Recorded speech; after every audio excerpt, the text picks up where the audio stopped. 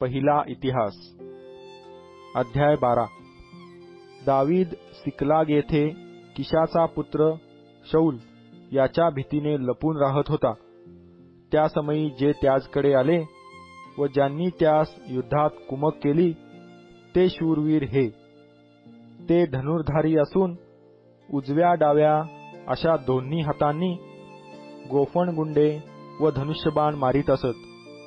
हे शौलाच्या भाऊबंदांपैकी असून बन्यामिनी वंशातले होते। त्यातला प्रमुख अहिएजर व दुसरा योवाश हे गिबावासी शमायाचे पुत्र। तसेच अजमावेत याचे पुत्र यजीएल व पेलेट, बराका व अनाथोथी येहू।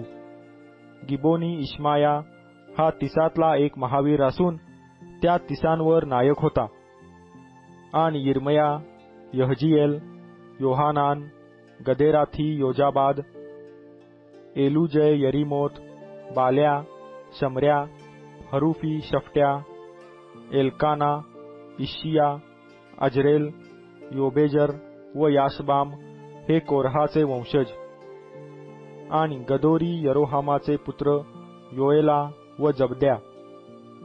दावीद अरण्यातील गढीत राहत असे तेव्हा गादी लोकातले शूरवीर, युद्धकलेत प्रवीण, ढाल व बर्ची धारण करणारे, सिंहासारख्या मुखाचे आणि पहाडातील हरिणांच्या वेगाने धावणारे असे आपल्या वंशातून वेगळे होऊन दाविदाकडे आले ते हे: एजेर मुख्य, ओबद्या दुसरा, अलियाब तिसरा, मिश्मन्ना चौथा, यिर्मया पाचवा, अत्तय सहावा, एलिएल सातवा, योहानान आठवा, एलजाबाद नववा, यिर्मया दहावा आणि मखबन्नै अकरावा।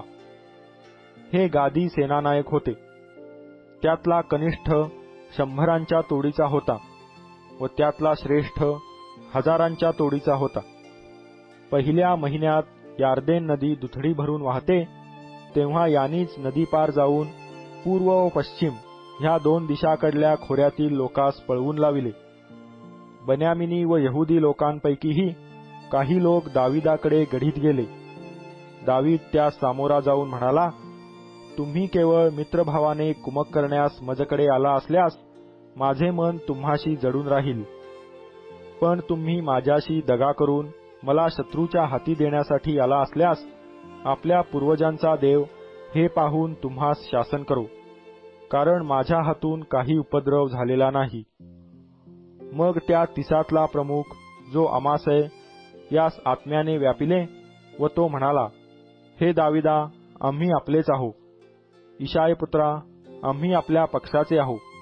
आपले कुशल असो, कुशल असो, आपल्या सहाय्यकर्त्यांचेही कुशल असो, कारण आपला देव आपला सहाय्यकारी आहे। यावर दाविदाने त्यास ठेवून घेतले व आपल्या सैन्यावर नायक नेमिले। मनश्शेतलेही काही लोक दाविदास येऊन मिळाले।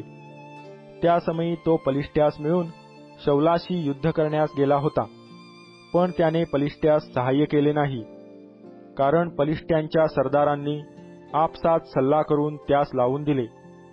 ते म्हणाले, तो आमची शिरे जोखमात घालून आपला स्वामी शौल यास पुन्हा जाऊन मिळावयाचा।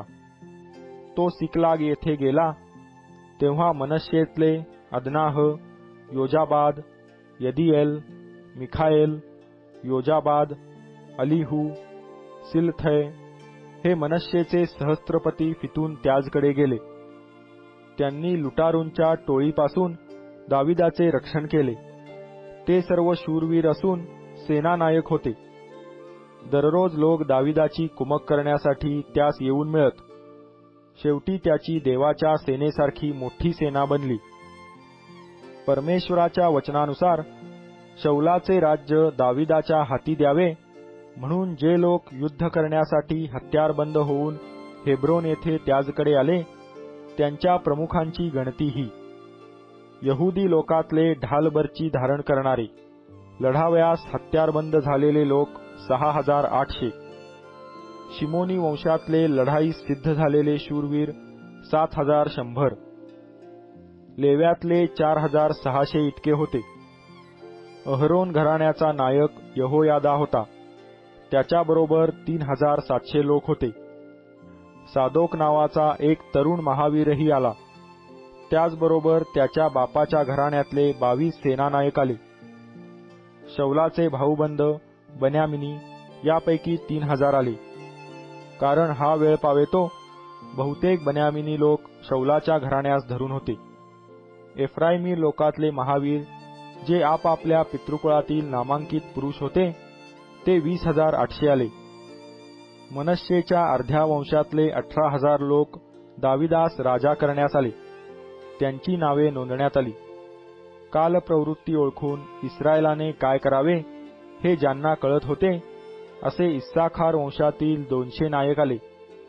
त्यांचे सर्व भाऊबंद त्यांच्या आज्ञेत होते. युद्धाच्या सर्व प्रकारच्या हत्यारांनी सज्ज होऊन सैन्याचा व्यूह रचून चालून जाणारे जबुलून वंशातले 50,000 योद्धे आले. त्यास व्यूहरचना चांगली करिता येत असून त्यांचे मन दुटप्पी नसे.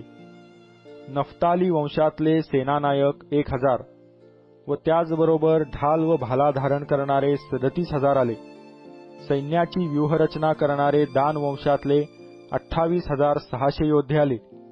सैन्याची व्यूहरचना करणारे व सैन्याबरोबर लढाईस जाणारे आशेर वंशातले 40,000 योद्धे आले.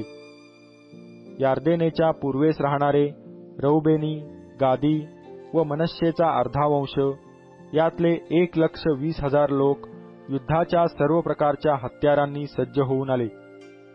हे सर्व व्यूहरचना करणारे योद्धे दाविदास सर्व इस्रायलांचा राजा करावे म्हणून हेब्रोन येथे खऱ्या मनाने आले. दाविदास राजा करावे म्हणून वरकड सर्व इस्रायल लोकही एकदिल झाले. ते तेथे 3 दिवस दाविदाबरोबर खातपीत राहिले. कारण त्यांच्या भाऊबंदांनी त्यांच्यासाठी सर्व सामग्री तयार केली होती. याखेरीज त्यांच्या आसपास जे राहत होते म्हणजे इस्साखार, जबुलून व नफ्ताली या प्रांतापर्यंत जे राहत होते त्यांनी भाकरीचे पीठ, अंजिरांच्या ढेपा, खिसमिसांचे घड, द्राक्षारस, तेल आदी करून भोजनवस्तू, गाढवे, उंट, खेचरे व बैल यावर लादून आणल्या. त्याप्रमाणेच त्यांनी बैल व शेरडे मेंढरे अपरिमित आणली. कारण इस्रायलात उत्सव चालला होता.